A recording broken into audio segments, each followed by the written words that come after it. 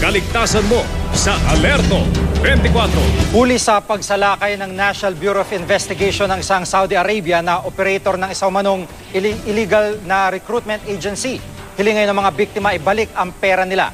Si John Consulta, naka-Alerto 24, exclusive. Nang makuha ang senya sa kanilang asset, agad sinalakay ng mga tauhan ng NBI Anti-Human Trafficking Division ang gusaling ito sa Malati, Maynila. Naaktuhan ng mga empleyado ng Abu Talent Management Incorporated habang tumatanggap pa ng mga aplikante para sa mga factory sa Saudi. Tumambad din ang sangkaterbang passport at application form ng mga biktima ng recruitment agency. You are not recruiting, it's what you are doing right now. You are under arrest, okay? For illegal recruitment. I told you for and then you have the right to remain silent. Anything that you will say will be used against you. Nalambat din ng NBI ang sinasabing operator ng recruitment agency na si Abdul Hussein Muhammad, isang Saudi national.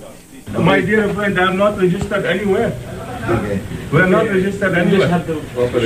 Sure, my friend, I'm keeping quiet. I'm nothing to say against you. Sigaw ng mga biktima, ibalik ang kanilang mga passport at ang ibinayad nilang pera na ipinangutang o galing raw sa naibentang ari-arian. Gusto mo talagang bumangon lang sa hirap. Tapos lolokohin pala kayo. Walang pera. Mga 10,000 na, mahigit. Ang nagastos mo lahat-lahat. Paano yan? Wala, peke pala tong agency. Hindi pala legal. Yun na nga ang problema ko, sir. Nagtaka nga ako, marami naman taong pumasok.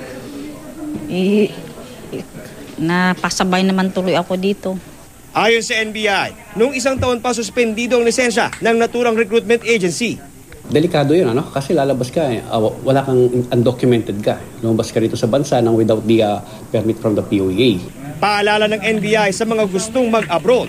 Doble ingat po tayo sa paghanap ng trabaho sa ibang bansa. Hindi porket foreign national ay okay yan. Mag-check muna po tayo sa POEA dahil yan po yung ahensya na magsasabi kung lihito mo o hindi ang isang recruiter. Paanyaya ng NBI sa lahat ng mga maaari naging biktima ng bogus na recruitment agency.